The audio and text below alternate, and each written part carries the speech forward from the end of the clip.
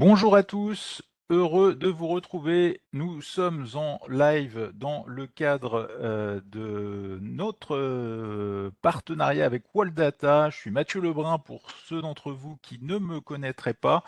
Je travaille maintenant depuis plus de 15 ans aux publications Agora. Je suis responsable de pas mal de newsletters et de services de trading, notamment Agora Trading Lab. Et dans le cadre de ce rendez-vous, je vais faire un point sur l'actualité des marchés en ce début d'année 2025, début d'année pour le moins mouvementé et chargé en actualité, avec spécifiquement ici le retour de Trump au pouvoir, du coup à partir de la semaine prochaine, l'investiture étant prévue le 20 janvier. Et donc l'objet de ce webinaire va être justement de vous proposer de faire un point sur ce qui, moi, retient mon attention depuis la fin d'année 2024 en termes de valeur et d'y associer la touche d'analyse technique et d'intelligence artificielle qui est disponible sur le logiciel Wallmaster pour optimiser les signaux et vous partager un petit peu moi ce que j'utilise, ce que je surveille et comment je fonctionne et comment je travaille au sens large dans la durée. Donc voilà, donc après, si vous nous rejoignez, si vous prenez ce live en marche et que vous avez des questions, n'hésitez pas à me les poser dans la petite fenêtre de chat qui doit s'afficher et que je consulte en parallèle. Comme ça, si vous avez des questions, eh bien, j'y répondrai en seconde partie de ce rendez-vous, peut-être plus après 14h, 14h15, selon le timing. Allez, on va tout de suite rentrer dans le vif du sujet avec, comme je vous le disais, donc le focus de ce rendez-vous qui porte sur les marchés américains. Wall Street au sens large, donc marché américain, ça recoupe évidemment le S&P 500 et le Nasdaq. Les deux, c'est un peu les deux marchés directeurs de la cote américaine. Maintenant, il n'y a pas que le S&P 500 et le Nasdaq, on a aussi le Dow Jones, évidemment plus, j'ai envie de dire, bon père de famille et peut-être un peu moins tech que le S&P et le Nasdaq. Mais à l'inverse, on a aussi et surtout le Russell 2000, l'indice des petites et moyennes valeurs de la cote américaine. Le Russell 2000, c'est un peu l'équivalent, le pendant du SBF qu'on peut avoir chez nous dans l'Hexagone, et le fait est qu'on devrait avoir pas mal d'opportunités dans ce compartiment en cette année 2025. C'est un peu l'objet de ce rendez-vous. Donc on va tout de suite faire un point avant de passer sur les valeurs qui retiennent mon attention. Un point sur la situation du marché américain. Vous voyez, je vous ai affiché ici le S&P 500, ici donc l'indice large américain. Vous le voyez, on a eu donc depuis le mois de décembre, on a eu une certaine hésitation, j'ai envie de dire, quand on regarde ce qui s'est passé. Vous voyez, je vais tracer avec un petit rectangle sur le graphique. Eh bien, vous voyez qu'on est plutôt dans une phase de range qu'autre chose. Depuis le mois de décembre, on a eu cette impulsion ici consécutive à l'arrivée, au retour de Trump au pouvoir, et depuis on latéralise plus qu'autre chose avec notamment, vous voyez, cette grosse impulsion ici baissière du 18 décembre consécutive à la réunion de la Fed à l'issue de laquelle Jérôme Powell avait envoyé un message peut-être pas si accommodant que ce que bon nombre d'économistes attendaient, un message plus hawkish dans le jargon financier que prévu. Et donc ça avait conduit à une nette chute et un retour, vous voyez, dans ce gap, un retour dans le gap qu'on avait eu précisément le 6 novembre, le mercredi le mercredi en confirmation de la réélection de Trump. Alors vous voyez, sur du court terme, on est dans une phase d'hésitation avec, on pourrait même, en affinant un petit peu la chose, retrouver une structure de type tête-épaule. C'est en tout cas moi ce que j'ai en tête sur du court terme ici. Là, l'objet de ce que je vais vous présenter juste après, on va vraiment être plus dans une optique à plusieurs semaines, voire plusieurs mois, en termes de stock picking et de valeur. Mais vous voyez que sur le court terme, on avait potentiellement ici ce premier sommet en épaule gauche, une tête qui aurait été marquée ici le mois dernier, donc précisément dans la première autour de la mi-décembre, et derrière, depuis la fin décembre, eh bien une épaule droite qui se construit. Et vous voyez qu'on est vraiment là à l'heure de ce webinaire en la mi-janvier, on est en plein test de la borne basse de cette zone, c'est-à-dire la ligne de coup de cette possible structure en tête-épaule. Et si d'aventure, eh bien, on venait à casser ce support, eh bien, cela nous ramènerait on va dire un étage plus bas, pour le dire très simplement. On aurait alors, vous voyez, en termes de report d'amplitude, cette amplitude ici de la structure à reporter en cas de cassure, c'est-à-dire peut-être pas de manière étendue, mais à minima revenir, vous voyez, tester, hop, je vais l'afficher, cette zone de prix suivante que l'on retrouve ici. Alors, je vais retracer un rectangle pour illustrer la chose. Vous voyez le support suivant qui se situe une centaine, 150 points plus bas, vous voyez, par rapport au niveau des cours actuels. Donc schématiquement, dans la zone des 5700 points, on est autour des 5850 points là actuellement. Donc voilà, donc ça va être vraiment l'enjeu de ce début d'année, de cette même fin janvier et du mois de février. Plus largement, maintenant, une fois, j'ai envie de dire, ce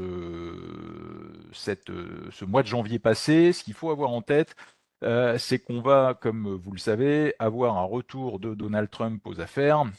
Et qui dit retour de Donald Trump dit, ou en tout cas laisse espérer euh, pas mal de mesures proactives et du soutien pour les entreprises américaines. Donc évidemment, les géants de la tech, les Nvidia, les Apple et autres, vont pas forcément être les premiers à en bénéficier, voire même, moi j'ai plutôt en tête que la force et la surperformance enfin des géants de la tech comme on les a connus là ces dernières années pourraient un peu s'estomper, peut-être mis à part Tesla avec Elon Musk qui est voilà dans l'administration enfin très proche de Trump on va dire.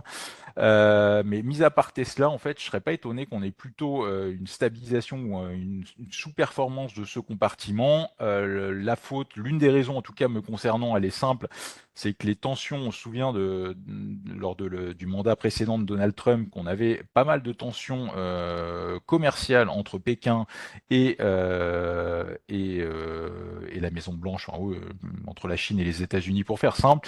Et je pense que sur ce deuxième mandat de Donald Trump, il risque d'en être un petit peu de même, et je serais pas étonné qu'on ait des tensions ici ou là. Entre deux, on a Taïwan, et Taïwan, on sait que là-bas, on a vraiment des poids lourds dans le secteur technologique, notamment sur les semi-conducteurs. On a TSMC, on a du Foxconn, donc c'est l'un des gros fournisseurs d'Apple. Bref, on a vraiment pas mal de risques, à mon avis, ou de points à surveiller, ou de points sensibles pour cette année 2025. Et par exemple, dans le cas de Taïwan, on l'avait entendu avant son investiture, Donald Trump avait promis de brider un petit peu les velléités de Taïwan si d'aventure on devait avoir des conflits ou des montées de tension par rapport à la Chine. Il a promis à Taïwan de devoir s'acquitter de tarifs plus marqués que ceux qui ne sont actuellement en place pour pouvoir prétendre à être, on va dire, défendu par Donald Trump. Donc on sent bien que, en tout cas moi c'est ce que j'ai en tête, que la partie États-Unis-Chine risque d'être assez mouvementée, et je pense pas que cela va se poursuivre comme ce qu'on a eu là ces dernières années sur le Nasdaq spécifiquement. Maintenant, à l'inverse, et c'est la raison pour laquelle je suis là aujourd'hui, c'est comme l'a laissé entendre Donald Trump dans ses promesses de campagne. Donc encore une fois, il va falloir voir concrètement et de manière voilà, pratique et concrète comment ça se met en place, mais il y a quand même des motifs d'espoir pour, le segment corporate local aux États-Unis, donc pour en l'occurrence les PME ou les valeurs moyennes. Le premier gros driver qui a été repoussé, un petit peu décalé là depuis la fin 2024, c'est la détente sur l'obligataire. Je vous en parlais avec la Fed en préambule par rapport à ce que je disais là ici, cette impulsion baissière du 18 décembre consécutive au propos de la Fed de Jérôme Powell. Ça a bridé depuis un mois le Russell 2000, ça a un petit peu bridé tous les actifs à risque au sens large. Et donc, par rapport à cette thématique des taux, la détente qu'on avait, en tout cas que moi j'avais en tête pour la fin 2024 et le premier semestre 2025 a été un peu décalé, mais je continue de penser que on va avoir une détente sur l'obligataire. Personnellement, je ne pense pas que à l'instant T, la mi-janvier, le rendement du T-Note, on avoisine les 5%. Le T-Note, c'est le 10 ans US, et c'est évidemment une source de tension pour tous les marchés, d'où les hésitations qu'on constate ici sur le S&P 500. Maintenant, je pense que dans une optique à 6 mois ou entre 6 et 18 mois, je pense qu'on aura une détente possiblement assez marquée, que ce soit aux États-Unis, enfin surtout aux États-Unis en premier lieu. Et donc, par exemple, sur le cas du T-Note, sur le 10 ans US, si d'aventure, là on est proche des 5%, si on doit retomber peut-être vers les 3,5 sur la fin 2025, début 2026, eh bien ça fera les affaires des petites et moyennes valeurs. Donc ça, c'est le premier point à avoir en tête et à garder en tête, et qui est d'autant plus d'actualité puisque on a en ce début d'année 2025 une remontée des rendements. Donc ça, c'est le premier point sur le côté, c'est-à-dire que plus on a remonté en termes de rendement, et plus derrière, ça laisse de la place à une détente possible. Et si on doit avoir effectivement cette détente, ça n'en sera qu'un meilleur catalyseur pour le compartiment des petites et moyennes valeurs américaines. Le deuxième point, j'ai envie de dire central, avec le retour de Trump aux affaires, on l'a vu dans son slogan de campagne, qui était, pour rappel, Make America Great Again. Donc, redonner aux Américains schématiquement enfin, tenter de retrouver l'heure de gloire des États-Unis au sens local. Et donc ça, pour appliquer la chose, l'une des promesses de Donald Trump, ça a aussi été de baisser les impôts de manière assez marquée. Aux États-Unis, là, dernièrement, on est sur un taux de 21%. Il a promis de les baisser autour de 15%. Et il y avait des notes de brokers qui estimaient l'aspect relutif, donc l'aspect favorable pour le bénéfice par action, que ce soit du S&P 500 ou du Russell, de 5 à 10% sur les bénéfices futurs. Et donc, je pense que je vous apprends rien si je vous dis que eh bien, les marchés montent enfin, en tout cas, une action monte quand elle gagne de l'argent, et donc quand son bénéfice ou bénéfice par action augmente. Et donc, mécaniquement, si vous avez un discount offert d'un point de vue fiscal, eh bien, ça ne fait que renforcer l'attrait du compartiment, et donc l'attrait de possibles futurs investisseurs et intervenants qui viendraient soutenir la hausse du compartiment. Donc là, c'est le premier point, c'est vraiment la question fiscale qui me semble importante à avoir en tête. En fait, les vrais deux pierres angulaires, selon moi, du compartiment, c'est à la fois la perspective de détente des taux d'intérêt, et second point, la perspective fiscale, où pour le coup, je pense qu'on va avoir, alors j'ai évidemment pas de boule de cristal pour savoir quand, comment et de manière pratique et concrète comment ça va se passer, mais je pense que ça va se mettre en place, car je ne vois pas Donald Trump promettre des choses et ne pas vraiment les faire. On l'a vu avec les droits de douane, même si les droits de douane par rapport aux importations, là aussi au niveau des États-Unis, on a des craintes sur le sujet, des craintes qui s'atténuent, mais on voit bien que ça va être effectivement très concret et très réel dès les premières semaines et premiers mois du retour au pouvoir de Donald Trump. Donc ça, c'est pour la partie catalyseur sur les valeurs moyennes. Donc après, en termes de que faire, quoi acheter sur les marchés. Donc vous avez évidemment, donc je vous l'ai dit, la partie valeur moyenne. Le petit joker également, avant de rentrer dans le vif du sujet sur la partie action, c'est également de garder en tête que, évidemment, en fait, on a eu Tesla qui a été le grand gagnant depuis le 6 novembre du retour de Trump aux affaires. Mais en fait, quand vous sortez de Tesla, vous pouvez aussi vous dire, bah, il y a probablement et sûrement d'autres choses qui vont profiter ici ou là de l'administration Trump. Et donc de mon côté, dans la partie crypto, il y a le Dogecoin. Le Dogecoin, alors sur la partie crypto, c'est pas tellement un projet qualitatif. Alors je vais pas m'attarder trop dessus parce que c'est voilà, c'est des cryptos et ça va pas être l'objet de ce webinaire. C'est quelque chose voilà de spéculatif, mais vous voyez, je vous affiche juste ici le graphique voilà, pour le mettre la chose en perspective. Vous voyez, le Dogecoin, depuis, ici, vous voyez, depuis que Trump a été élu, on était ici, donc on était début novembre, on a eu un cours du Dogecoin qui a fait un x4, x5 dans les semaines qui ont suivi. Et donc Dogecoin, c'est l'une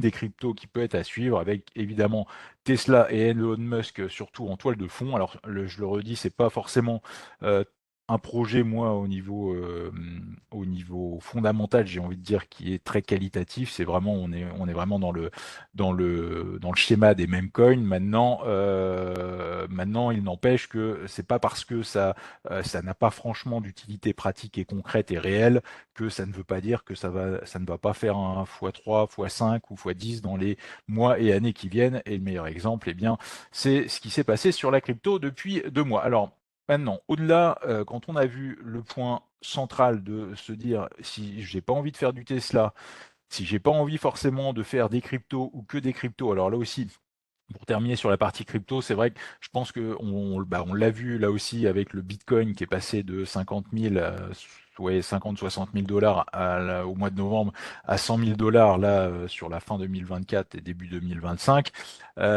Assurément aussi, l'environnement sur les cryptos va s'avérer et va être nettement plus favorable aux États-Unis.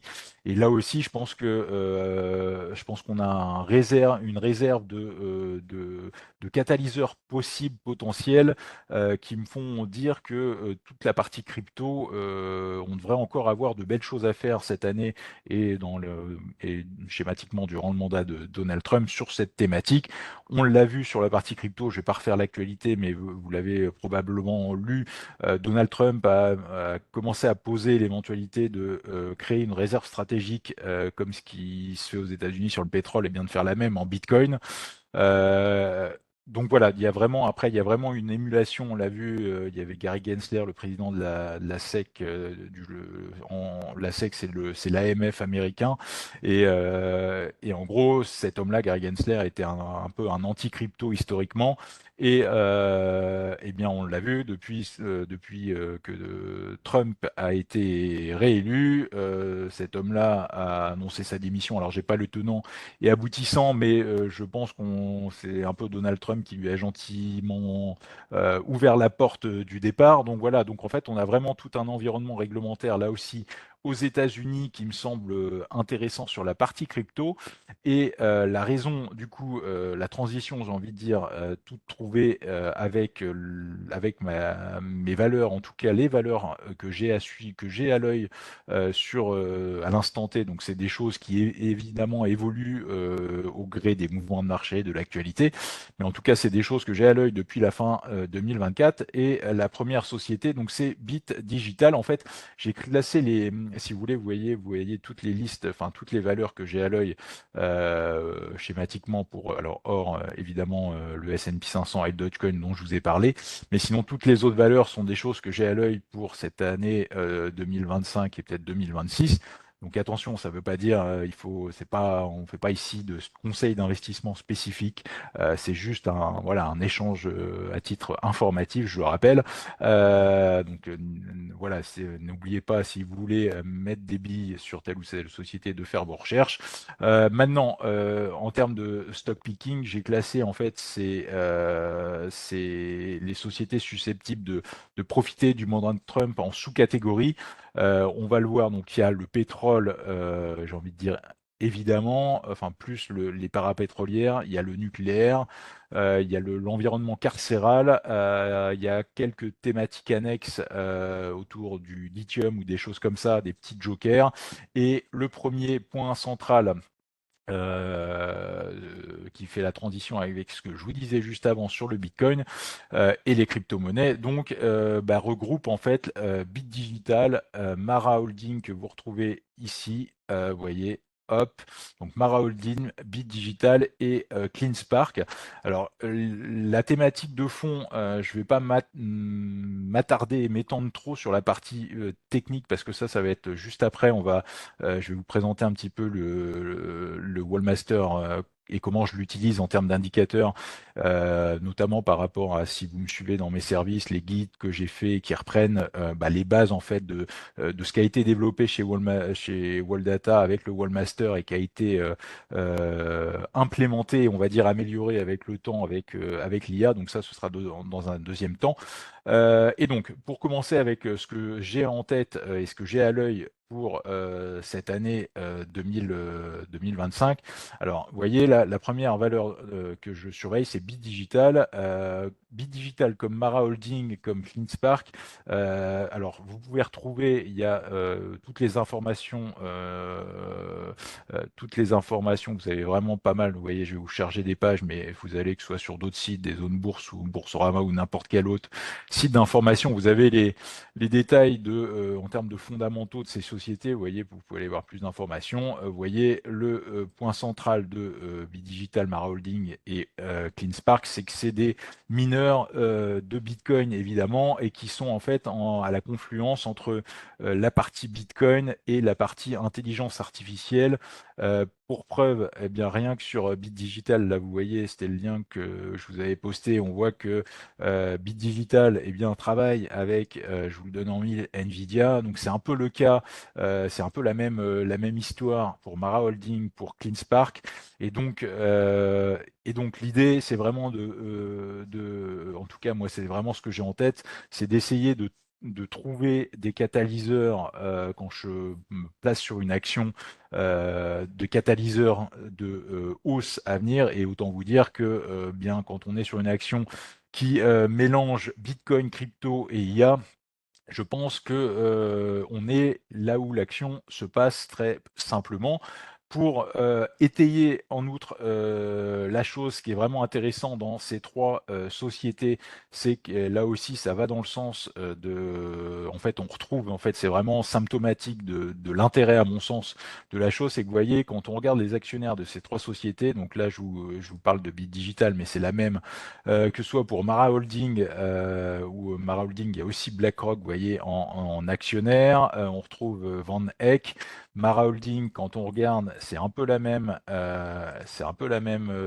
histoire avec, vous voyez, là je suis sur la fiche de Mara Holding. Alors je suis sur le site Zone Bourse, mais évidemment on retrouve les informations sur Investing ou autre en gratuit. Donc ça, n'hésitez pas à creuser la chose. Mais vous voyez, on retrouve du BlackRock, pardon, du Vanguard et c'est à nouveau la même pour CleanSpark. Vous voyez, je vais vous afficher le lien ici. Tac, tac, tac. Vous voyez, dans la partie basse, vous regardez les actionnaires, vous retrouvez du Vanguard, du BlackRock.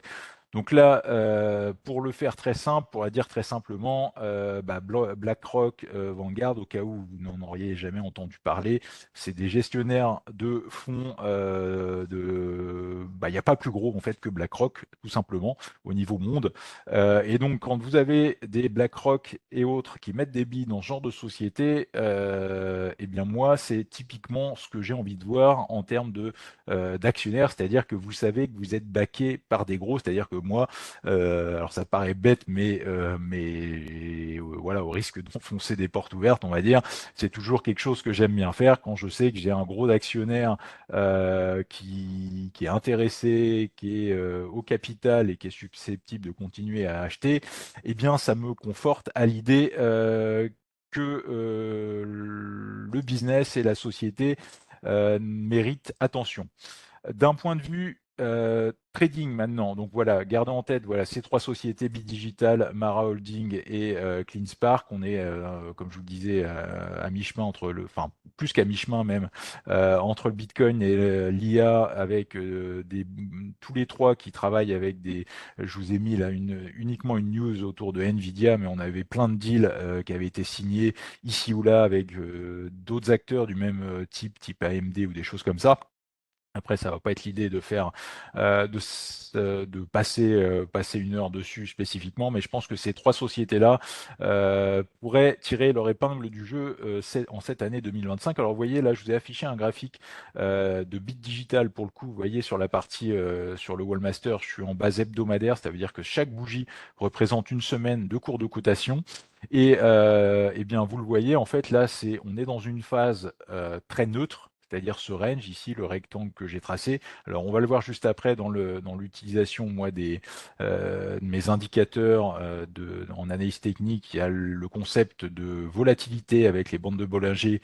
Et enfin, voilà, on va y venir juste après, mais c'est des choses que j'aime vraiment bien parce que pour le dire très simplement, en fait, c'est imagé d'ailleurs dans l'un de mes guides. Vous voyez, alors j'anticipe, je marche peut-être un peu, j'anticipe peut-être un peu ma seconde partie par rapport au Wallmaster, mais vous voyez, là je vous ai affiché un screenshot de l'un de mes guides d'utilisation de mon service, et en fait, vous voyez, ce que je mets en lumière, c'est ce principe de l'élasticité ou de l'élastique, ou des figures comme ça de compression de volatilité. Donc compression de volatilité, ça peut être des triangles, des drapeaux. Vous voyez, donc à l'époque, là, ça date un peu avec les screenshots de Wall Data, du coup, ici dessous, qui datent un peu, mais l'idée, en fait, je les ai pas actualisées parce que l'idée, à l'époque, on était en 2016, ça marche toujours pareil en 2025, ça marchait déjà toujours comme ça en 2007, et je pense que ça marchera toujours de la même façon en 2035.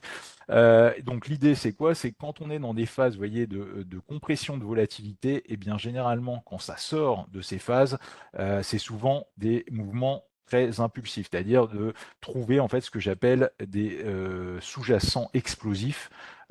Et pour ce faire, eh bien, les structures de compression de volatilité en sont l'un des meilleurs outils. Et justement, donc dans le cas de Bit Digital, Mara Holding, c'est un peu la même. Vous voyez, je vais y revenir ici. Vous voyez, on a ici à nouveau ce même type de range. Hop, donc on le trace en fait, on le trace. Alors si on affine le tracé, ça peut être un triangle ou voilà, ou un canal, mais l'idée de fond, j'ai envie de dire, peu importe la figure au point près ou dans la structure près, ce qui est vraiment important à avoir en tête, c'est que quand on va sortir de cette phase, vous voyez, on a des cours là par exemple sur Mara Holding qui latéralisent entre 15 dollars. Donc là, on est sur une action américaine pour rappel.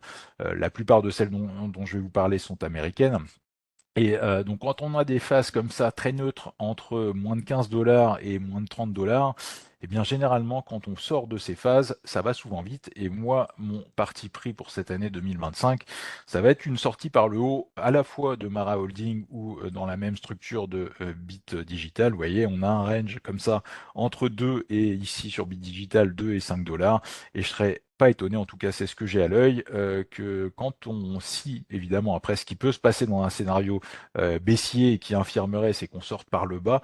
Maintenant, c'est pas le scénario qui est à mes faveurs là pour cette année 2025, mais je vous invite vraiment, voilà, à surveiller la sortie de cette phase, puisque si et quand on va sortir de cette phase, eh bien, je pense que ce sera relativement impulsif et que ça va aller vite. Alors, je ne sais pas si on ira directement à 10 dollars, peut-être plus, mais je serais pas étonné qu'au-delà des 6 dollars, par exemple, sur Bit Digital, on aille très vite à 7,50, 8 dollars.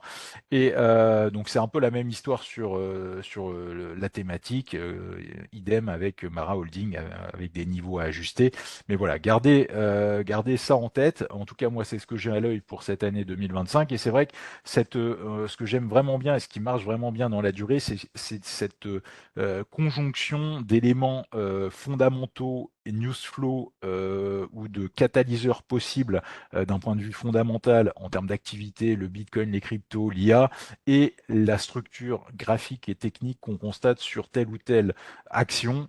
Ça, en fait, l'expérience m'a prouvé que quand on a une actualité ou un news flow qui comment dire, qui corrobore ce qu'on peut anticiper, et bien généralement ça marche plutôt bien, en tout cas moi dans mes track records. Alors ce qui est intéressant là pour la petite anecdote, j'avais pas forcément prévu de vous en parler, mais je vais vous afficher, je vais revenir quand même sur le cas du Bitcoin, parce que le Bitcoin c'était vraiment l'un des meilleurs exemples de ce genre de phase. Vous voyez là encore sur le Bitcoin, ce qu'on avait eu une bonne partie de l'année dernière. Vous voyez, c'est une phase très neutre pendant toute l'année 2024 jusqu'à ce début du mois de novembre 2024, même fin octobre 2024.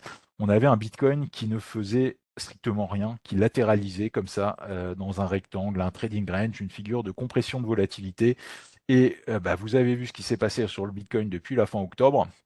Le retour de Trump a fait exploser les cours, et j'ai envie de dire presque comme dans les livres, c'est-à-dire ça c'est vraiment de la théorie d'analyse technique où ça illustre parfaitement ce que je disais, la notion de compression de volatilité, où du coup sur le Bitcoin, quand on est sorti de ce range, ça n'a pas été pour prendre 1000 ou 2000 dollars, on est passé très vite de 70 000 à plus de 100 000 dollars en l'espace d'un mois et demi seulement, et là aussi c'est quelque chose d'intéressant puisque dans le cas du Bitcoin, moi ce que j'avais à l'œil ou en tête, on va dire, c'était vraiment justement l'éventualité d'un retour de Trump aux affaires qui aurait été, enfin, et qui va être, et qui du coup a été favorable au Bitcoin et aux crypto-monnaies au sens large. Et donc, ce qui est intéressant, c'est que vous voyez, là, ce que j'avais en tête, moi, en termes de scénario sur le Bitcoin, c'était justement, je surveillais particulièrement le début du mois de novembre, avec l'idée que si Trump revenait au pouvoir, eh bien ça allait catalyser ce fameux breakout.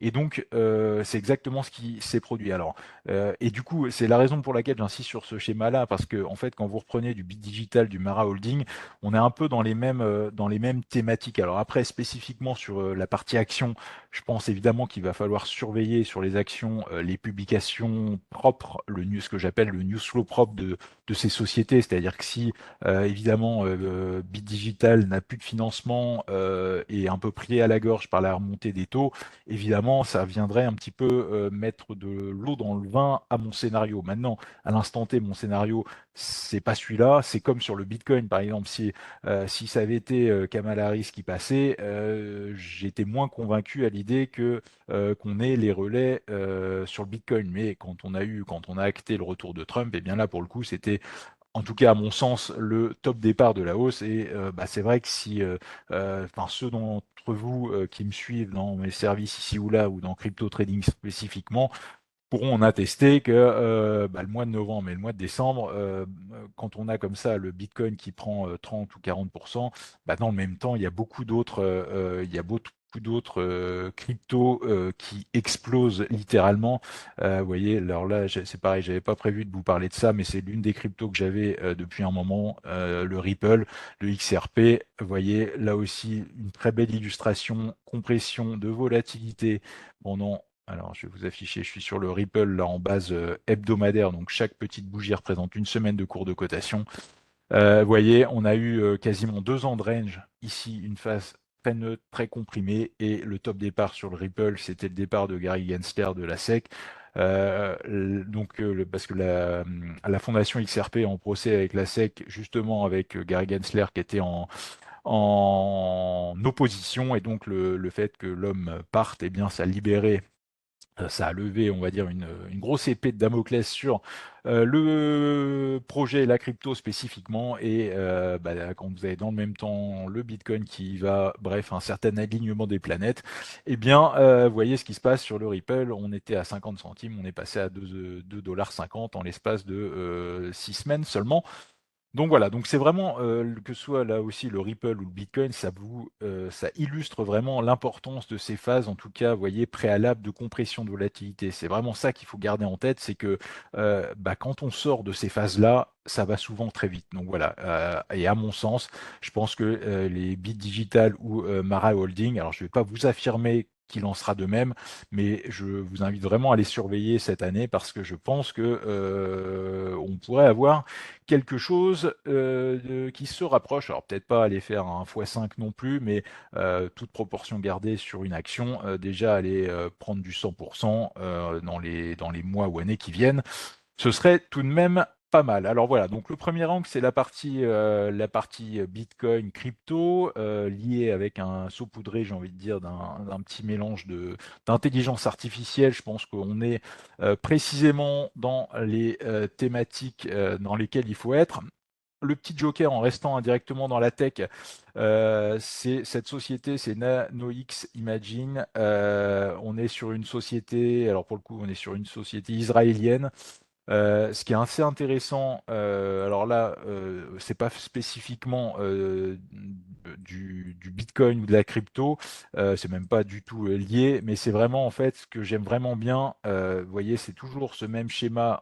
Là, je vais vous parler vraiment d'analyse technique. C'est ce même schéma de compression de volatilité. Alors ici, en termes de tracé, on va peut-être affiner la chose. Vous voyez, c'était tracé, on est plus sur quelque chose comme un triangle. Vous voyez, là, je le trace ici, un triangle. Alors, je vais l'élargir pour que vous le voyez bien. Vous voyez ici, avec ce qui s'affiche en noir, un triangle ici en noir. Je recadre, reparamètre ma structure pour que vous puissiez bien voir de quoi il retourne. Vous voyez sur Nano X Imaging, une jolie figure de compression de volatilité. Là aussi, si vous reprenez mes guides, vous voyez, je switch à nouveau, mais c'est typiquement ce genre de structure. Tout à l'heure, on a été dans des drapeaux. Typiquement, le drapeau sur le Bitcoin, c'était l'un des meilleurs exemples de la fin 2024 dont je vous ai parlé. Le range sur le Ripple, par exemple. Vous voyez ici la structure en biseau. Eh bien, dans le cas de NanoX Imaging, c'est exactement ce qu'on retrouve ici. Avec ce qui est intéressant, c'est des gros volumes qui sont rentrés dans la hausse en février et qui rentrent à nouveau depuis la fin 2024 dans la hausse.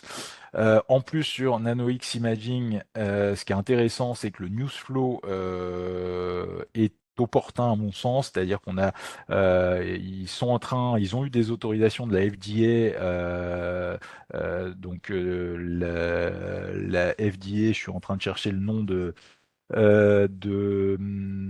son équivalent en France. Alors si ma femme qui travaille dans l'industrie pharmaceutique m'écoute, elle va m'en vouloir, mais bon voilà, j'ai plus le nom, mais en gros c'est le pendant chez nous des autorités sanitaires et enfin il y a pas il y a l'AFSAPS, mais c'est autre chose. Bon bref, en gros aux États-Unis ils ont eu des autorisations de recherche, c'est souvent ce qui préfigure des AMM, des autorisations de mise sur le marché dans le cas de l'Hexagone. Et donc, dans ce genre de structure, de schéma et d'action, eh bien, je pense qu'on peut avoir une grosse revalorisation. Alors là encore, je ne vous dis pas que ça va faire x5, mais je ne serais pas étonné que si leurs produits arrivent effectivement sur le marché et commencent à être recherchés et achetés par les plus gros, des laboratoires ou des choses comme ça, je pense que on aurait en fait le catalyseur fondamental, là aussi c'est ce que je vous expliquais juste avant, euh, toujours essayer d'associer un catalyseur fondamental, que ce soit le Ripple avec Gary Gensler, le Bitcoin avec Donald Trump, Bit Digital, Mara Holding pour la dynamique AI et crypto cette année, Nano X Imaging, c'est un peu cette thématique. Alors là encore, c'est assez binaire, donc attention, encore une fois, on est sur des choses qui peuvent être, enfin qui sont par nature, l'investissement sur les marchés est par nature risqué. Là, on est sur, pour rappel encore, des petites et moyennes valeurs qui cotent soit sur le Knife, enfin, aux États-Unis, qui sont dans le Russell. Donc c'est petit, c'est moins liquide. Maintenant, c'est comme sur des actions, enfin c'est comme dans l'Hexagone, c'est-à-dire que si vous voulez faire de la performance, vous voyez par exemple, il y a Valorec dans ma liste dont je vais vous parler juste après, mais à mon sens, c'est pas sur du air liquide que vous avez, enfin, c'est pas que c'est pas à mon sens, c'est que c'est pas sur du air liquide, vous allez faire du 30 ou 40% en 2 mois. C'est-à-dire qu'air liquide, aussi qualitative que soit l'action, il y a des super fondamentaux, c'est une très belle société de bons pères de famille. Mais c'est plus quelque chose à avoir dans une optique à plusieurs semaines, plusieurs mois, plutôt que de penser pouvoir faire des gros gains ou des gains plus importants sur du court terme. Moi, ce que je recherche, en tout cas dans cet axe-là, c'est d'accepter de prendre plus de risques, mais le corollaire de cela, c'est que quand on a raison, ça paye nettement plus vite et nettement plus. Donc voilà, donc à mon sens, NanoX Imaging également à suivre. Une autre valeur, alors je vais accélérer un petit peu parce qu'il est déjà, ça fait déjà 40 minutes et j'ai pas mal de choses à vous présenter, donc voilà, je vais pas m'étendre plus que ça sur le sujet. La valeur là dont je vous parle, c'est Lithium Americas. Lithium Americas, on est dans les minières, spécifiquement sur le lithium. Ce qui est intéressant, c'est qu'on a alors c'est une petite société, on a des prix du lithium qui sont revenus sur des plus bas depuis 4 ans maintenant, 5 ans, ça se stabilise. Et surtout sur Lithium Americas, la société est présente aux États-Unis, ça c'est le premier point par rapport à Donald Trump. Évidemment par rapport à ce que je vous disais juste avant sur le slogan de Donald Trump, Make America Great Again, avec l'idée de relocaliser on va dire la production ou les meilleures choses aux États-Unis.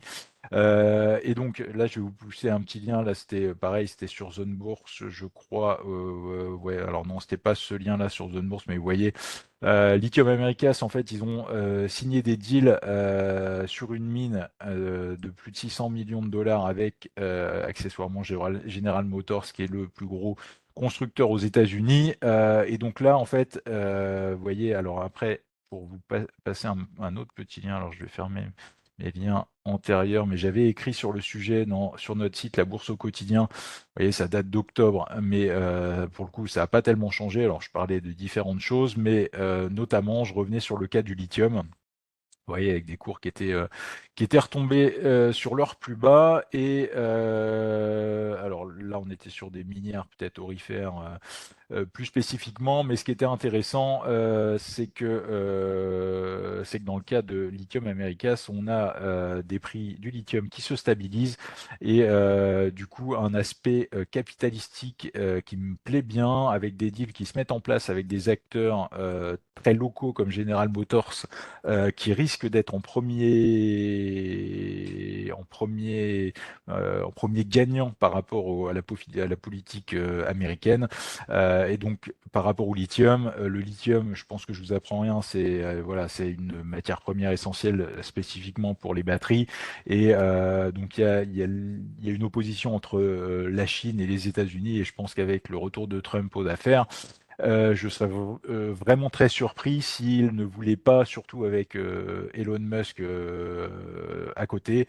Elon Musk, le patron de Tesla, Tesla, gros consommateur de lithium et pour l'utilisation pour ses batteries, pour les batteries de ses véhicules, évidemment, ça je vous apprends rien. Et donc je serais vraiment très étonné qu'il n'y ait pas de relocalisation ou de relocalisation d'intérêt spécifiquement sur cette thématique. Et donc si ça doit être le cas, pardon, eh bien, je pense que Lithium Americas pourrait là encore en profiter. Donc des gros volumes qui rentrent dans la hausse. Sur du court terme, on a une petite structure. Alors c'est pas forcément ce qui motive directement mon intérêt pour la valeur, mais vous voyez, sur le court terme, on a une petite structure de consolidation. Alors que l'on soit sur une figure d'élargissement, un canal, ce qui est intéressant, c'est que ça latéralise. Vous voyez, on avait eu des gros volumes ici et on latéralise lentement et on revient à mon sens dans la zone des 3 dollars. Si d'aventure on retombe dessous, je pense que c'est quelque chose, une thématique en tout cas à avoir possiblement à acheter en fait sur cette année 2025. Alors après, une autre thématique qui me plaît bien, c'est la thématique de l'uranium.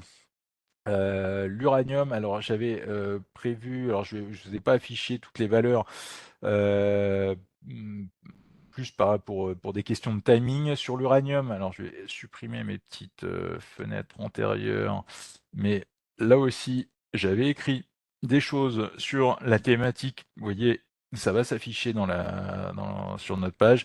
J'avais écrit des choses sur l'uranium, donc là encore, c'était fin 2024. Ce qui m'intéresse, ce qui me plaît bien sur cette thématique de l'uranium, alors on va afficher le graphique ici du URA. Alors l'URA, vous voyez, c'est un tracker qui regroupe les plus gros acteurs du compartiment. Donc les gros acteurs du compartiment, c'est quoi? C'est du Cameco, des choses comme ça. Des géants dans le segment et donc là je suis sur un graphique hebdomadaire et donc ce qui me plaît bien sur ce graphique hebdomadaire c'est qu'on a des phases de latéralisation qui sont là encore très nettes. Encore une fois ça met en lumière ce que je vous disais juste avant. Vous voyez ici ce tracé de compression de volatilité sur le URA, vous voyez, qui était en place. Alors là ça date un petit peu puisque quand on refait le tracé que je suis en train d'affiner, vous voyez, on était il y a quasiment 2 ans, en 2023, et vous voyez, quand on est sorti de cette phase de compression de volatilité, et bien derrière, ça a été pour un mouvement assez marqué en termes de hausse. Donc là, pour rappel, on est sur un tracker, hein. On n'est pas non plus sur quelque chose d'ultra spéculatif. Ou en tout cas moins spéculatif que d'autres, que les premières valeurs dont j'ai pu vous parler. Et donc, ce qui est intéressant là aussi, c'est que ces dernières semaines, eh bien, on a un petit peu la même latéralisation, alors en termes de graphique, de structure, c'est pas très propre, c'est pas très net, mais moi, ce qui m'intéresse vraiment, c'est, vous voyez, cette zone de prix ici, la zone des 30 dollars sur le tracker, et je pense que si d'aventure on doit la redépasser, et je pense qu'on la redépassera cette année, eh bien, je pense que ça peut catalyser un nouveau mouvement, une poursuite de la hausse. Alors, ce qui est intéressant, là encore, moi, comment je travaille, ce que je vous ai dit tout à l'heure, c'est l'idée d'essayer d'associer un catalyseur possible. Et vous voyez, ce que j'avais écrit du coup ici à la mi-octobre, c'est ce qu'on a vu, c'est que, à mon sens, en fait, enfin, c'est pas à mon sens, c'est le secteur de nucléaire est un peu les pelles et pioches de l'IA avec, on l'a vu, Amazon, Microsoft et ou Alphabet qui ont commencé à racheter des startups dans l'uranium en l'occurrence. Vous voyez là, c'était X Energy de la part d'Amazon. Ici, ce que j'avais relaté dans ce paragraphe-là. Donc, en fait, l'idée de fond, c'est quoi? C'est que on a d'un côté le côté Donald Trump, là aussi, qui est en soutien de cette thématique. Donald Trump, vous le savez, enfin, je pense que vous le savez. Si c'est pas le cas, bah, je vais vous l'apprendre. Mais en gros, c'est pas du tout un pro énergie verte. Au contraire, il avait d'ailleurs, c'était début janvier, là, il en avait remis une couche par rapport à l'éolien en disant qu'il n'y aurait qu'un projet dans l'offshore qui verrait le jour sous sa présidence, puisqu'il n'est pas, il ne cautionne pas la chose, et à l'inverse, tout ce qui est énergie carbone, donc évidemment le charbon ou en l'occurrence le nucléaire, eh bien ça, on va dire, c'est plus son dada. Et alors il y a la question de la COP 21, des accords de Paris, etc., où on sent bien que dès qu'il peut inciter enfin, ou faire passer des messages comme quoi l'écologie et lui, ça fait deux, voire trois, eh bien, le fait est que ça va pas être favorable pour tous les acteurs, enfin même du solaire ou des choses comme ça. Par contre, on aura d'autres acteurs peut-être moins planète friendly, j'ai envie de dire, mais c'est la réalité peut-être malheureusement des marchés. Mais le côté justement sur la thématique carbone et justement de l'uranium également me semble aussi des thématiques à avoir à l'œil et en tête sous l'ère de Donald Trump. Alors, je vais accélérer un petit peu. Donc, au-delà de l'uranium, alors il y avait la thématique du milieu carcéral. Alors, je ne vais pas détailler la chose, mais je vais vous mettre un petit lien avec, vous voyez là, si je vous affiche, c'est Korsevich. Et en fait, l'idée, C'est un peu le même principe dans les promesses électorales de Donald Trump. Ce qui est intéressant, c'est que le segment risque de profiter indirectement du retour de Trump. On l'a vu, par exemple ici sur le graphique de l'action. Vous voyez, début novembre, elle est quand même passée de 14 dollars à 22 dollars. Ça, c'est des schémas de recovery avec des gros volumes qui me plaisent quand même plutôt bien. Donc voilà, donc ça, à mon sens, c'est quelque chose à suivre. Également, ce qui est intéressant, pareil comme sur ce qu'on a pu voir avec les Mara Holding, les Bit Digital, c'est que vous voyez, on retrouve du BlackRock, du Vanguard dans les plus gros actionnaires de la société. Donc ça, c'est pas anodin. C'est comme je le disais juste avant, quand vous avez des acteurs de leur trempe qui sont là, c'est évidemment pas anodin. Alors après, sur les autres thématiques, il y a la thématique pétrole, parapétrolière notamment. Alors il y a des petits acteurs, mais je vais pas les détailler ici parce que le temps va peut-être me manquer un peu. Mais du Schlumberger ou du Occidental Petroleum qui pourrait être à suivre. Occidental Petroleum, on a Warren Buffett en actionnaire. Je vais quand même prendre 5 minutes pour vous parler rapidement de Valourec. Valourec, en fait, qui me semble être aussi l'une des valeurs qui pourrait tirer son épingle du jeu en cette année 2025. Alors, ce qui n'est pas le cas de toutes les valeurs françaises ou européennes, surtout selon la teneur des droits de douane que le président américain va appliquer. Mais Valourec, vous voyez, en fait, ce qui était intéressant, c'est que pour refaire la petite histoire, je vais prendre vous voyez, un graphique en base hebdomadaire. On avait une grosse zone de résistance ici, le rectangle bleuté. Donc, je rappelle un graphique hebdomadaire. Chaque bougie représente une semaine de cours de cotation. Moi, j'en avais acheté, je l'avais recommandé en début d'année dernière, donc à mes abonnés dans la lettre des affranchis spécifiquement, si vous m'y suivez. On avait pris un 20% en l'espace d'un mois, là encore, toujours ce même principe. Je vais y revenir avec les indicateurs juste après, mais quand on dépasse en fait des niveaux de résistance très propres, très ronds, eh bien généralement, ça va souvent vite. Et c'est exactement ce qui s'est passé, en l'occurrence sur Valorec. Sur Valorec, en plus, le news flow est intéressant, puisqu'on a Arcelor qui a racheté à l'époque la participation d'Apollo, qu'avait Apollo dans le capital de Valorec. Bref, à l'instant T, il y a Arcelor qui est actionnaire, il y a une société qui se dédendette plus rapidement que prévu, et donc moi je pense que, pour le dire très simplement, je pense que Arcelor finira par racheter Vallourec. Je ne sais pas quand, je ne sais pas à quel prix, mais je pense pas que ce sera à 15 euros. Je pense plus que ça se fera, si ça doit se faire, entre 20 et 25 euros. Et ce qui est intéressant, c'est que Valourec peut profiter justement dans le côté parapétrolier du retour de Trump aux affaires, puisque la valeur est présente aux États-Unis. Voilà. Alors après, dans les autres segments qu'il faut avoir à l'œil, alors que moi j'ai pas à l'œil, mais je vous en parle rapidement, c'est le secteur bancaire.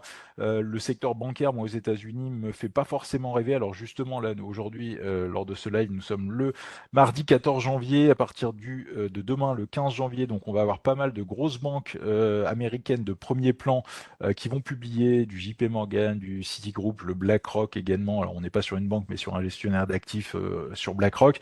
Bref, on a pas mal de gros acteurs qui vont publier, à voir encore une fois ce que leur publication va donner.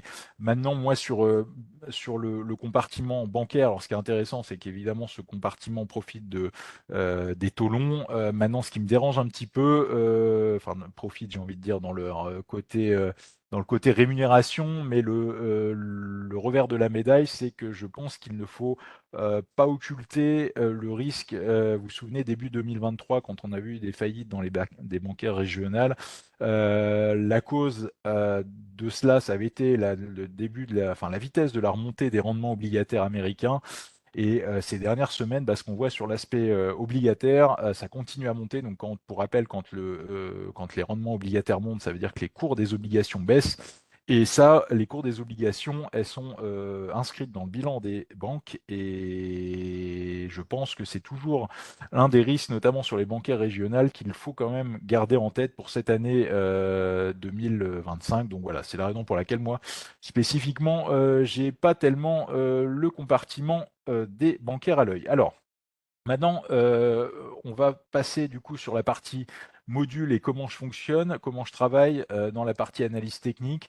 Alors, je vais supprimer mes petits liens juste avant, mais en fait, ce qui est intéressant, donc je vous ai affiché là, vous voyez, sur le Wallmaster, vous pouvez vous faire vos listes de valeurs comme ce que j'ai pu créer ici. Vous pouvez avoir retrouvé vos listes SBF, CAC 40, en l'occurrence la liste Mathieu là que j'avais paramétré ici spécifiquement.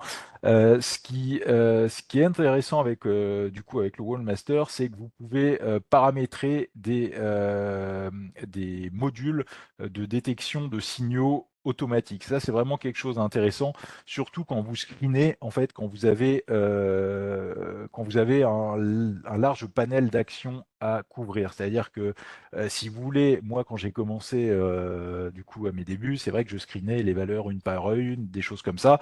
Euh, Ça prend un petit peu de temps quand vous faites le CAC 40, le SBF. Ça prend encore plus de temps si vous élargissez la chose au Stoxx 600. Et autant vous dire que quand vous commencez à screener le Russell 2000, si vous n'avez pas des choses un petit peu automatisées, ça devient très compliqué. Et c'est la raison pour laquelle, du coup, je vous invite vraiment à tester ou à utiliser leur module qui, pour le coup, s'avère relativement bien fait. Alors, il y a ici, vous voyez, je vous ai affiché pas mal de, c'est sur leur page, vous pouvez les retrouver là, vous voyez, www.waldata.fr avec le slash module. Vous pouvez retrouver tous leurs modules de fonctionnement. Alors après, moi, je les utilise pas tous en toute transparence. Là, je vais vous parler de ce que j'utilise, mais ça ne veut pas dire que les autres ne sont pas utiles ou bien faits, j'ai envie de dire. Maintenant, moi, comme je vous l'ai expliqué par rapport à mon guide, vous voyez là, le guide d'utilisation de l'un de mes services, en fait, j'ai vraiment deux concepts en termes de méthodologie de trading que j'utilise. C'est le concept d'accélération et de retournement. Le point d'accélération, vous voyez, qui est imagé avec cette image de compression d'un ressort ou d'un élastique que l'on tend, et plus en fait plus le temps passe ou plus on étire un ressort, enfin plus on comprime plutôt un ressort, et plus derrière quand le ressort se détend, eh bien il y a de l'énergie dégagée. Ça c'est pour la partie accélération. Donc quand on est dans des phases comme ça d'accélération, pour détecter en amont, ce qui est vraiment important, c'est ce que je vous présentais, et là aussi c'est pour ça que ça fait un certain sens en termes de pardon, en termes d'actualité et de ce que je regarde, ce que je surveille et ce que j'ai pu faire ces dernières semaines, notamment le mois dernier ou la fin 2024 sur les cryptos ou d'autres, c'est d'essayer d'être un peu là en amont. C'est-à-dire que si vous vous réveillez, par exemple, pour reprendre ce que je vous ai présenté sur le Ripple ou sur le Bitcoin, si vous vous réveillez à vous dire, tiens, je vais peut-être acheter du Bitcoin quand on est à 85 000 dollars ou du Ripple quand on passe de 50 centimes à 1,50 $. Alors derrière, ça a continué à 2,50 $. Mais moi, dans ces phases-là, quand on commence à avoir des écartements d'indicateurs de volatilité type bande de Bollinger ou autre, ce qu'on va voir juste après, eh bien, je suis plus dans une question de chercher à me rémunérer plutôt que de chercher à acheter à tout prix parce que tout le monde achète. Et en fait, pour pouvoir avoir un temps d'avance, c'est la raison pour laquelle je vous ai parlé de Mara Holding ou de Bit Digital, par exemple, aux premières heures enfin, pendant dans la première partie de ce live. C'est justement parce que ces titres-là sont encore dans des phases de compression de volatilité, comme le Bitcoin l'était pendant une bonne partie de l'année 2024, comme le Ripple l'a été pendant longtemps. Et bref, ce sur quoi j'ai envie d'insister, c'est quand vous cherchez à, quand vous cherchez à profiter des phases d'accélération, eh bien, le meilleur outil, moi, que j'ai backtesté, que j'ai trouvé, c'est la lecture de la volatilité. Et donc ça, c'est pour la première partie. Donc la partie volatilité, eh bien, moi, je l'utiliserai concrètement avec VBA et du coup le module SQZ. Le module SQZ, vous voyez, c'est le squeeze de Carter. Alors, si vous voulez les détails, là aussi, c'est très bien fait sur leur site. Vous pouvez aller, tout est accessible de manière gratuite, mais c'est un mélange de bandes de Bollinger, bandes de Keltner, et qui permet en fait de savoir où vous êtes dans la phase. Alors là aussi, ça me fait penser sur Valorec, j'avais pas terminé, mais bon, c'est pas grave. Mais vous voyez par exemple, pour parler ici de ce module sur le squeeze de Carter, là, le module SQZ, vous voyez, c'est classé par colonne. Alors, vous voyez là, ce qui va nous intéresser au début sur la partie volatilité, c'est les deux premiers, le VBA et le SQZ. Le VBA, c'est pareil, le Volatility Band Advisor que vous retrouvez. Hop, ici, vous le voyez, hein, c'est pareil, c'est paramètres. Alors, vous avez tout le fonctionnement des deux modules. Le point central, c'est qu'ils reposent tous deux sur une agrégation des bandes de Bollinger et des bandes de Kettner. Et l'idée de fond des deux indicateurs, c'est de pouvoir détecter, de vous aider à détecter dans quelle phase vous êtes sur telle ou telle action. Donc par exemple, en fait, sur Valorec, vous voyez, vous avez des petits agrégats qui vous donnent à la fois la force de la tendance. Vous voyez, par exemple, ici sur Valorec, en l'occurrence, eh bien, ça ne manque pas puisque le titre est fortement recherché ces dernières semaines. Et donc c'est la raison pour laquelle la tendance est relativement forte sur le module V. Donc ça c'était pour la partie squeeze. Et donc ce qui est intéressant en fait, c'est d'essayer de détecter quand nous sommes proches d'un squeeze. Et c'est là la raison pour laquelle en fait alors je vais revenir sur tac tac, peut-être sur Valorec, je sais plus si je l'ai. Ouais, elle est ici. Sur Valorec, mais donc d'essayer de détecter les phases de squeeze en amont. Comme ça, en fait, dans l'idée, c'est un peu le meilleur des cas, ce que je souhaite pour Mara Holding ou encore Bit Digital. Là encore, j'insiste, il n'y a pas de garantie et la bourse est aléatoire et risquée. Mais en fait, quand vous utilisez en fait leur module, eh bien moi, en fait, du coup, à la fin de l'été sur Valorec, c'était l'une des valeurs qui était en squeeze, en recherche de squeeze potentiel, puisque on voyait dans cette phase-là, on avait une compression de volatilité et alors vous voyez, je vais vous retracer le rectangle. Alors c'est pas un rectangle là encore, c'était plus précisément, c'était à l'époque, c'était un triangle. Vous voyez, quand on relie les points ici de cette manière-là.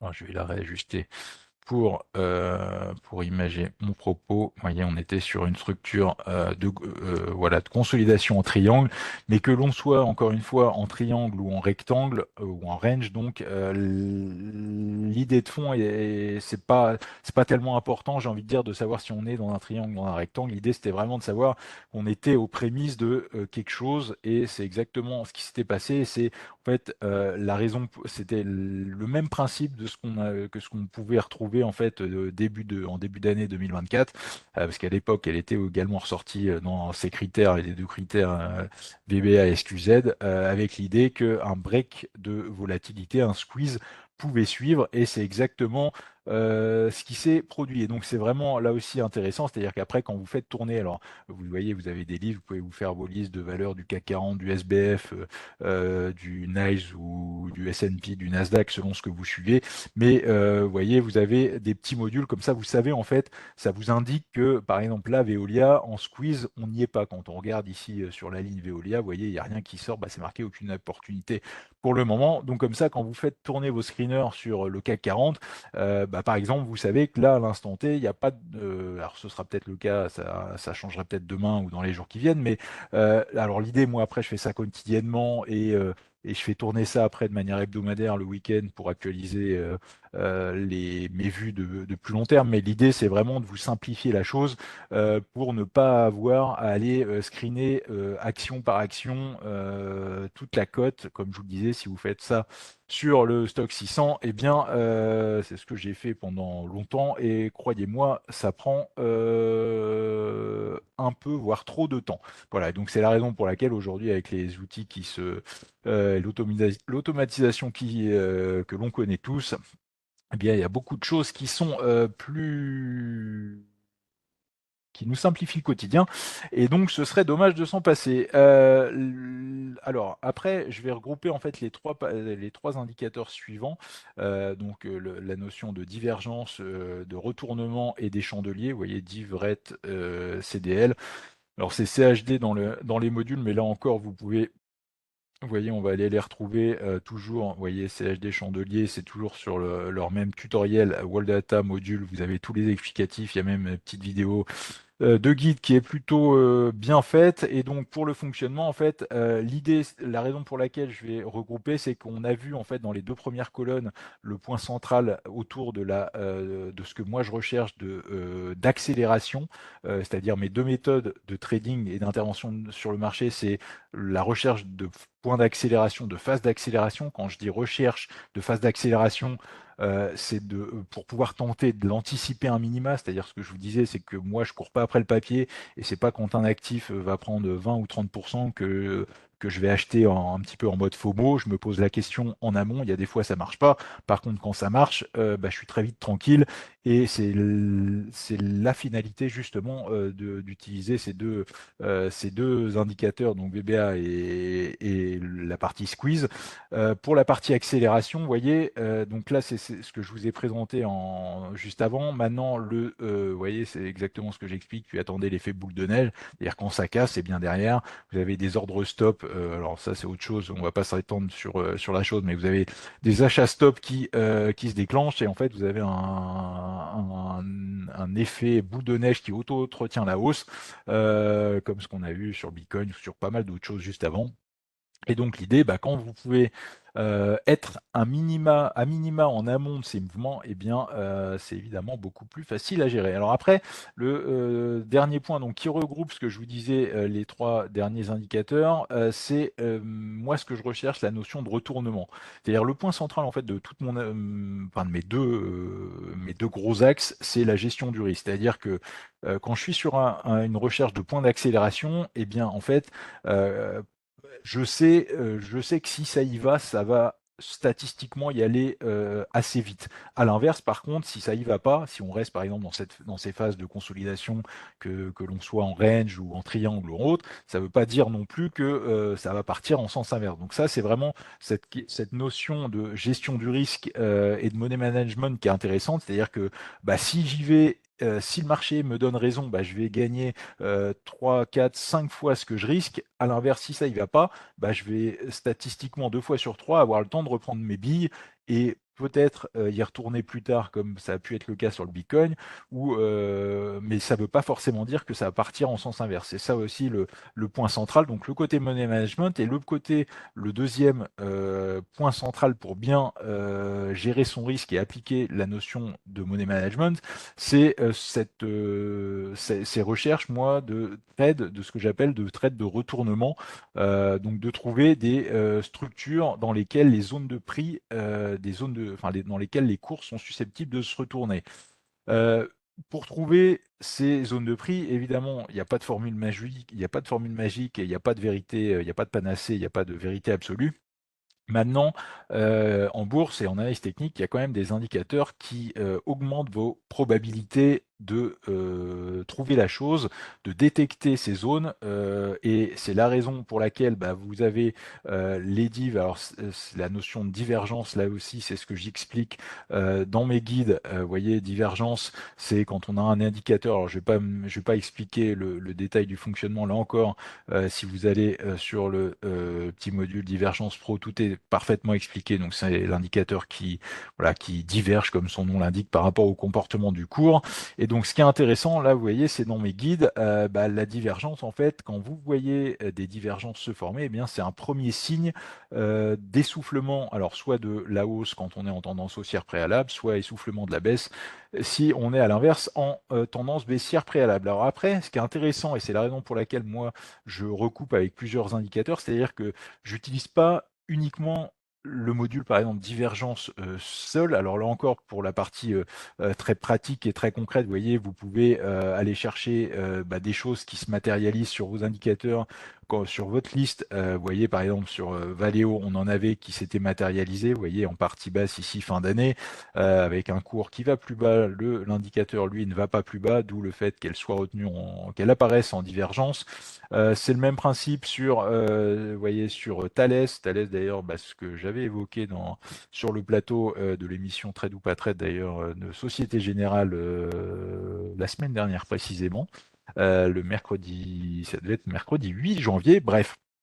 Au-delà de ce petit flashback, c'est, vous voyez ici, Thalès ressortait dans le module divergence avec ce constat d'indicateurs qui ne vont pas plus bas par rapport aux cours qui, eux, vont plus bas. Et donc, ce qui est intéressant, justement, dans le côté d'analyse technique, c'est que, en tout cas, moi, c'est comme ça que je travaille, c'est d'essayer de recouper les informations. C'est-à-dire, quand vous avez à la fois un signal sur une divergence, par exemple, sur un indicateur, et que vous allez le coupler avec une structure de retournement que vous pouvez là aussi détecter le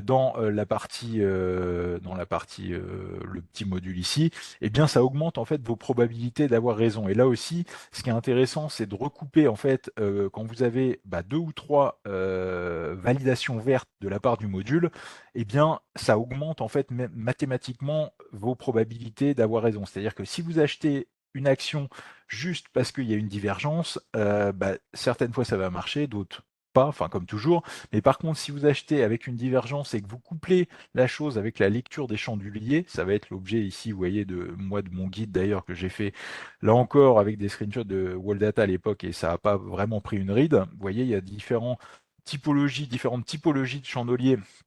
Alors là, ça va pas être l'objet de faire un cours sur les bougies, voilà, les avalements, les doji, les mèches d'essoufflement, mais vous voyez, vous avez tout ça accessible dans les petits modules complémentaires. Mais ce qui est intéressant, c'est d'essayer de recouper. Alors, vous voyez, par exemple, là, sur la colonne chandelier, vous voyez, quand on est, donc ici, je liste sur la colonne ici droite, vous voyez, par exemple, si on va sur Nexan, on voit qu'on a eu un avalement baissier. Un avalement baissier, c'est quoi? C'est une bougie qui ouvre en hausse et qui clôture plus bas que la bougie de la veille. Donc ça, c'est pas un signal très engageant, c'est même un signal plutôt baissier. Donc voilà, donc ça vous permet en fait de voir en fait très simplement les bougies, les signaux, les chandeliers que vous voyez par exemple là c'est sur TF1 à l'instant T, vous voyez avec une ouverture haute et une clôture. Alors évidemment ça reste à confirmer puisque on n'a pas clôturé la séance parisienne, mais voilà des signaux comme ça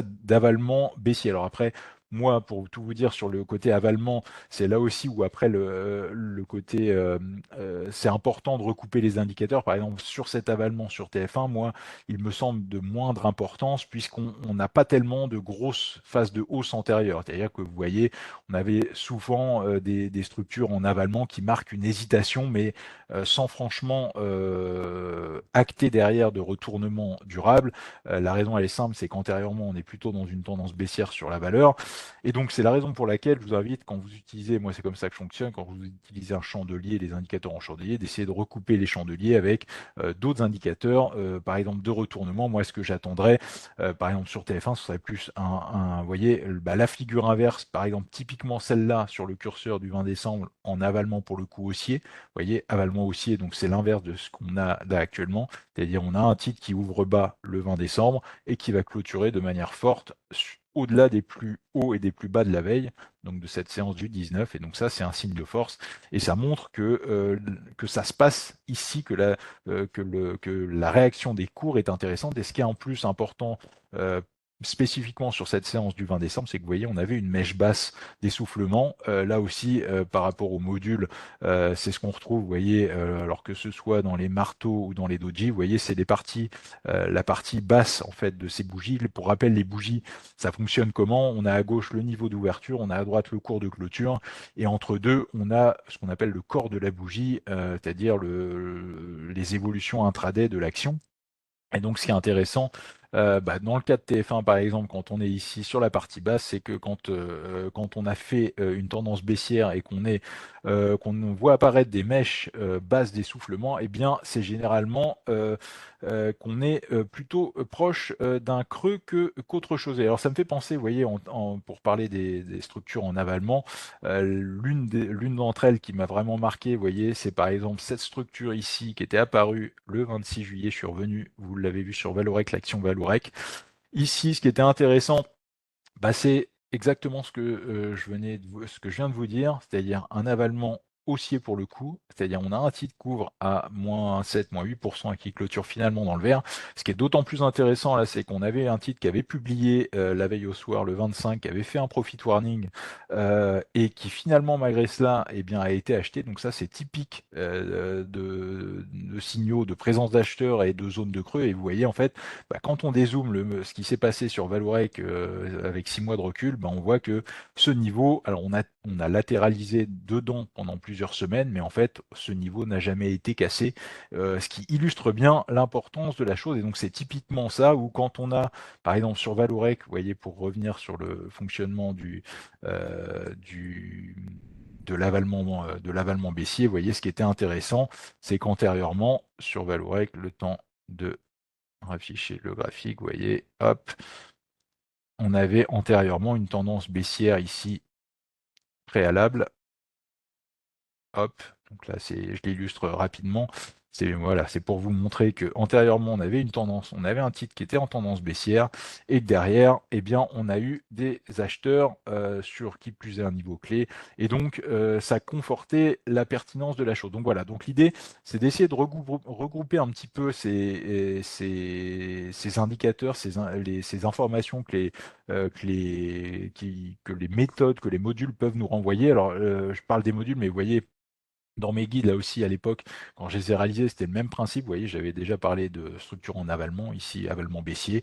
Ce que j'ai expliqué de ces notions de mèche haute ou mèche basse d'essoufflement en doji. Et donc, voilà. Donc, c'est quand vous avez des structures comme ça, moi, c'est des choses que je mets en avant dans mes guides.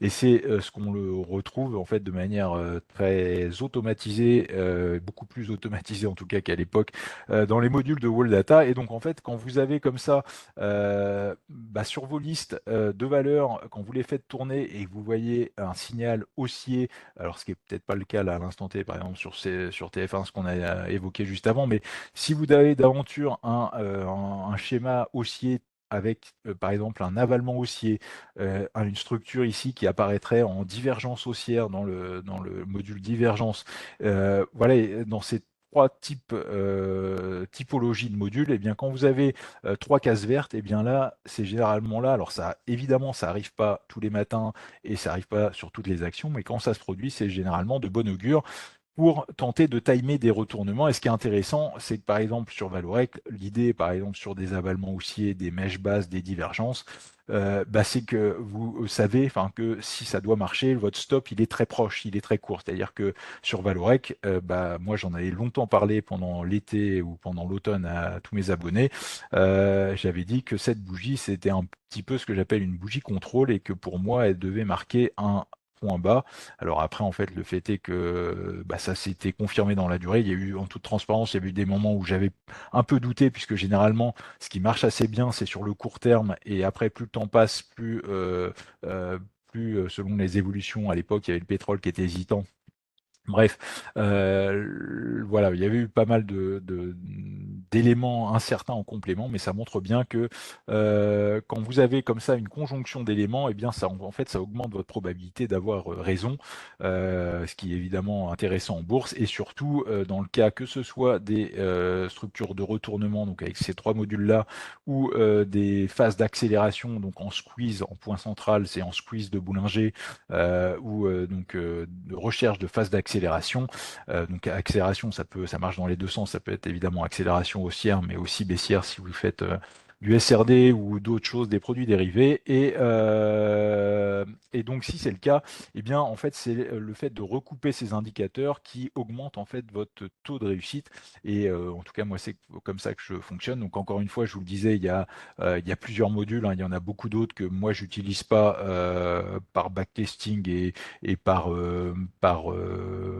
comment dire, euh, par accoutumance, j'ai envie de dire, parce que le point central, ce que je vous disais juste avant, c'est que ces deux modules, la complémentarité de cette approche de module de squeeze, de recherche d'accélération et de module de divergence d'essoufflement, en point central, c'est la gestion du risque money management qui, me concernant, me permet de savoir où je rentre, quand je rentre et surtout et aussi combien je perds si d'aventure je dois prendre un stop. Donc c'est la raison pour laquelle j'utilise, et là aussi, je terminerai là-dessus, mais c'est vrai que quand vous voulez screener des centaines de valeurs, ça vous mâche un petit peu le travail. Par rapport à moi, quand j'ai pu commencer, d'ailleurs au début des années 2000, sur Wall Data avec le petit CD à l'époque où je téléchargeais les bases de données, les choses comme ça. Aujourd'hui, il y a des outils qui font tout ça pour vous. Et ce serait dommage de passer à côté. Voilà. Allez, eh ben, écoutez, je vais en terminer là parce que j'avais prévu de faire 3 quarts d'heure, 1 heure maximum de ce petit rendez-vous de début d'année 2025. Comme souvent me concernant, ça dépasse un peu. Alors n'hésitez pas à me retrouver si le cœur vous en dit aux publications Agora. J'écris dans la bourse au quotidien. Je m'occupe de plusieurs services de trading, de newsletters que je vous laisse retrouver sur nos sites. Et si vous le souhaitez également, retrouver les modules Wall Data via le Wallmaster pour la partie un petit peu intelligence artificielle, et si vous voulez un petit peu être à l'heure de l'IA et ne pas passer à côté de ce qui change beaucoup de choses dans nos manières de travailler, de fonctionner ces derniers mois, et ça risque d'être là pour durer. Donc voilà, donc si le cœur vous en dit, n'hésitez pas à aller creuser. Vous voyez, je vous ai présenté moi ce que j'utilise. Il y a beaucoup d'autres choses qui peuvent être utilisées que moi, par lesquelles moi je ne passe pas, mais tout cela, vous les retrouvez là encore dans le module, les modules attitrés du site Wall-Data. Allez, merci à tous de votre présence, de m'avoir écouté, visionné ce petit webinaire qui, je l'espère, vous aura été utile. Merci à Wall-Data pour l'invitation de la chose, et je vous souhaite à tous bonne année, meilleurs vœux, enfin si d'aventure quand vous écoutez ce webinaire, il n'est pas trop tard. Dans tous les cas, meilleurs vœux à toutes et tous, santé prioritairement, boursier également, et je vous dis à très vite sur nos sites, dans mes services ou via Wall Data. Allez, bon début d'année à tous.